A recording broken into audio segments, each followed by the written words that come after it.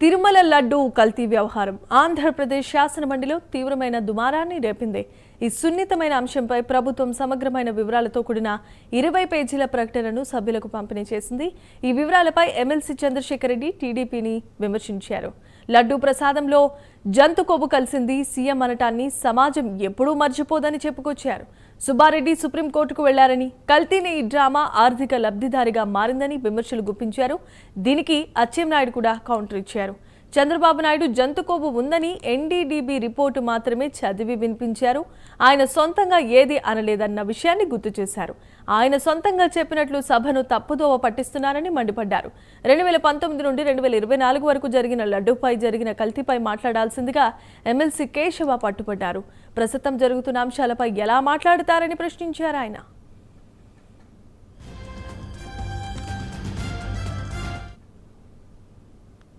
గాంచిన తిరుమల పవిత్రకు సంబంధించి ఈ రాష్ట్రానికి ఒక చీకటి రోజు 2024 సెప్టెంబర్ 17 అధ్యక్ష.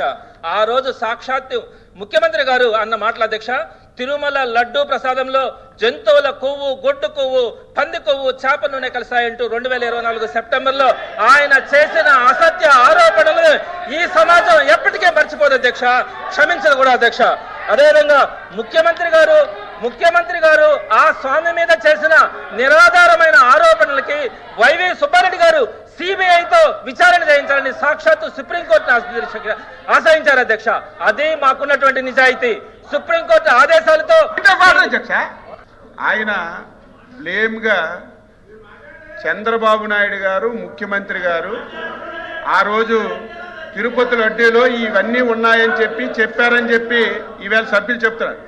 చంద్రబాబు నాయుడు గారు చెప్పలేదు అధ్యక్ష. ఏదైతే ఎన్డీఆర్బీ రిపోర్ట్ ఉందో రిపోర్ట్ చదివారు అధ్యక్ష. ఆ విషయం చెప్పాలి. ఏదో చంద్రబాబు నాయుడు సొంతంగా చదవలేదు అధ్యక్ష. చంద్రబాబు నాయుడు గారు సొంతంగా చెప్పలేదు. ఎన్టీఆర్ ఏదైతే రిపోర్ట్ ఇచ్చిందో ఆ రిపోర్ట్ లడ్డూలు కల్తీ అయ్యాయని చంద్రబాబు నాయుడు గారు ఆ రిపోర్ట్ చదివి వినిపించారు తప్ప చంద్రబాబు నాయుడు సొంతంగా చెప్పలేదు అధ్యక్ష. సొంతంగా చెప్పారని తప్పుదా పట్టిస్తున్నారు.